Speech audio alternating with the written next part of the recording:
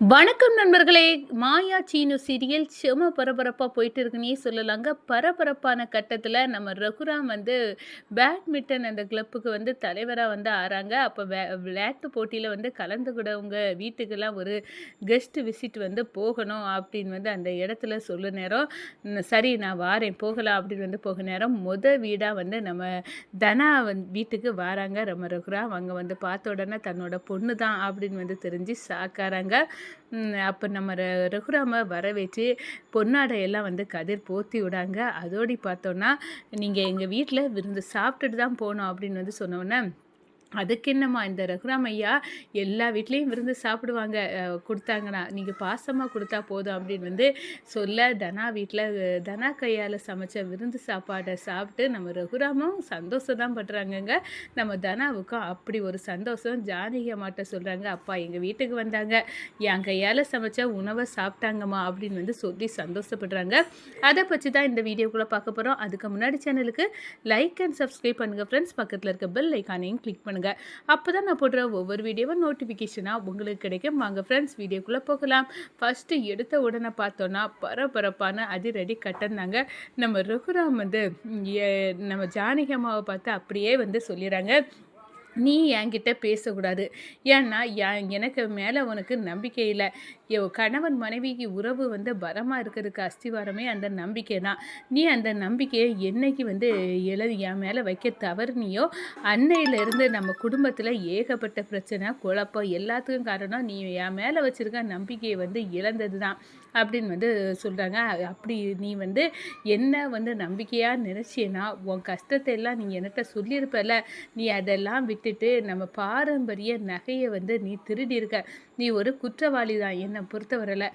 அதனால் திருட்டு பழி உன் மேலே இருக்க தான் செய்யுது. நம்மளுக்கு வீட்டில் உள்ள நகையை எனக்கு தெரியாமல் நீ திருடி இருக்க அப்படின்னு சொல்லி, நீ என்னைக்கு என் மேலே நம்பிக்கை வைக்கிறியோ அன்னைக்கு தான் நான் உன்கிட்ட பேசுவேன் ஜானகி அப்படின்னு நம்ம ஜானகி காப்பியை கொண்டு கொடுக்க ரகுராம் தட்டி விட்டுறாங்க. எல்லாருமே வேடிக்கை பார்க்குறாங்க. ஓ இதுதான் நடந்துச்சா? அப்போ பாரம்பரிய நகையை திருடி அந்த சேட்டுக்கு அடை வைக்க போயிருப்பாங்க. அதில் தான் இந்த பிரச்சனை வெடிச்சிருக்கு. இப்போ புரிஞ்சுது அப்படின்னு அந்த இடத்துல நம்ம ரகுராம் வெளிப்படுத்திறாங்க அந்த உண்மையை.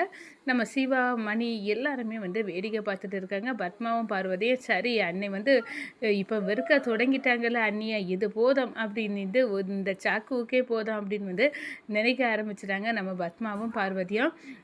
நம்ம ஜானகியம்மா எவ்வளவோ சொல்கிறாங்க, நமக்கு இருக்கிறது ஒத்தைக்கு ஒரு பொண்ணு, எல்லாமே அவளுக்கு தானே.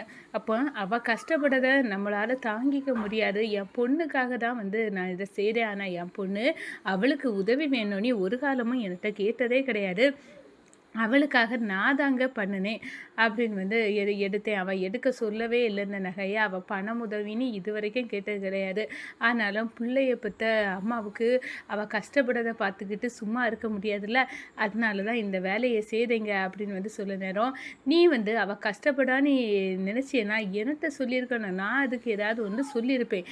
அப்படி விட்டுக்கிட்டு நீ எதுக்காக எனக்கிட்ட தெரியாமல் அந்த நகையை எடுத்த இந்த வீட்டில் நீ எனக்கு தெரியாமல் செய்ய ஆரம்பிச்சு தான் இவ்வளோ பெரிய பிரச்சனை குழப்படி நான் நினைக்கிறேன் அப்படின்னு நம்ம ரகுராம் என்னையும் என் மேலே உனக்கு நம்பிக்கை எல்லா விஷயத்தையும் என்கிட்ட சொல்லுவேன் அப்படின்னு நீ மனசார நினச்சி வாரியோ அன்னைக்கு தான் நம்ம ரெண்டு வருத்தமும் பேச்சுவார்த்தையே இருக்கும். அது வரைக்கும் நீ யாரோ நான் யாரோ, உன் கையால் ஒரு கப்பு காப்பி வர வாங்கி குடிக்க மாட்டேன் ஜானகி. ஊருக்கு வேணா நீ திருடியாக இல்லாமல் இருக்கலாம், ஆனால் என்னை பொறுத்தவரையில் நீ நம்ம பாரம்பரிய நகையை திருடினவர், நீ திருடி தான் அப்படின்னு ஒதுக்கி வைக்கிறாங்க.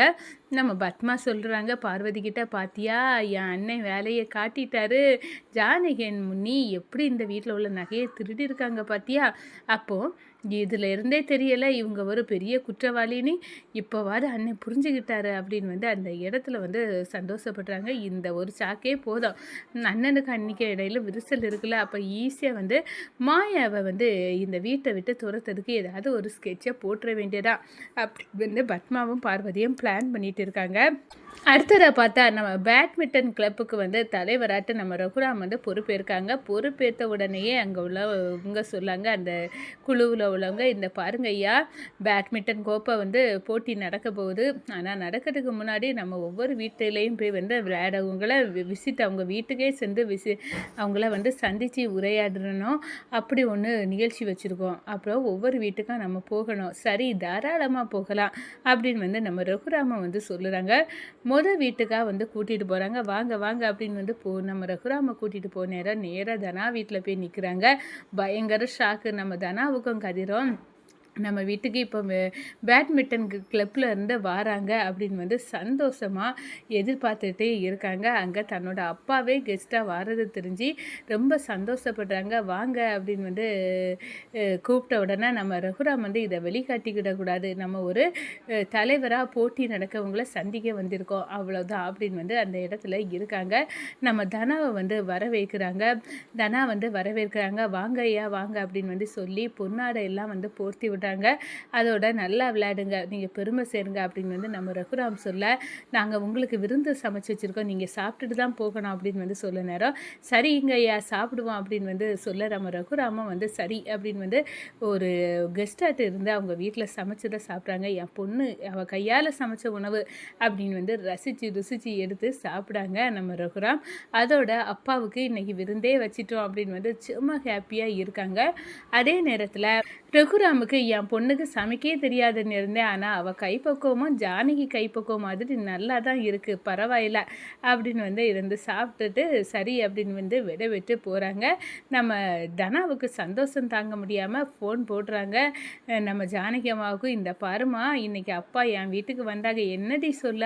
ஆமாம்மா, அப்பா வந்து இந்த பேட்மிண்டன் கிளப்புக்கு வந்து தலைவராக ஆகியிருக்காங்க. அவங்க என்னை வந்து ஒவ்வொரு போட்டியிலையும் விளையாடவங்கள வீட்டுக்கே வந்து எல்லாரையும் சந்திக்கணும் அப்படின்னு வந்து இப்போ என்ன என் வீட்டுக்கு வந்தாங்கம்மா, நான் என் கையால் சமைச்ச உணவை அப்பாவுக்கு கொடுத்து விருந்தே வச்சுட்டேன் அப்படின்னு வந்து சொல்கிறாங்க. அப்படியாடி, ரொம்ப சந்தோஷம் அப்படின்னு வந்து சொல்கிறாங்க. அதே நேரத்தில் நம்ம மாயா கிட்டையும் சொல்லி சந்தோஷப்படுறாங்க. இதை ஒட்டு கேட்குறாங்க பத்மாவும் பார்வதியும்.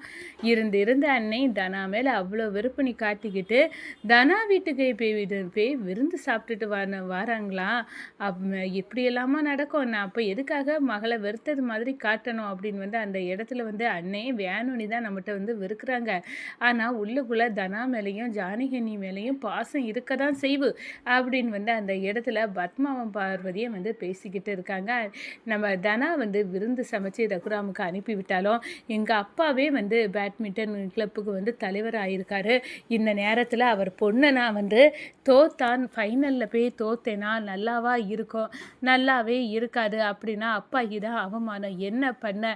நான் வந்து ஃபைனலில் தோக்கதா தான் 5,00,000 வாங்கியிருக்கேன், இப்போ என்ன பண்ண அப்படின்னு வந்து நம்ம தனாவுக்கு அடுத்த கட்டமாக ஒரே வந்து போராட்டமாக இருக்குங்க. எப்படி வந்து நான் தோத்தா அப்பாக்கு ஏற்பட அவமானம், அதனால இதிலிருந்து தப்பதுக்கு என்ன பண்ணலாம் அப்படின்னு வந்து நம்ம தனா வந்து ஐடியா பண்ண ஆரம்பிச்சிட்டாங்க.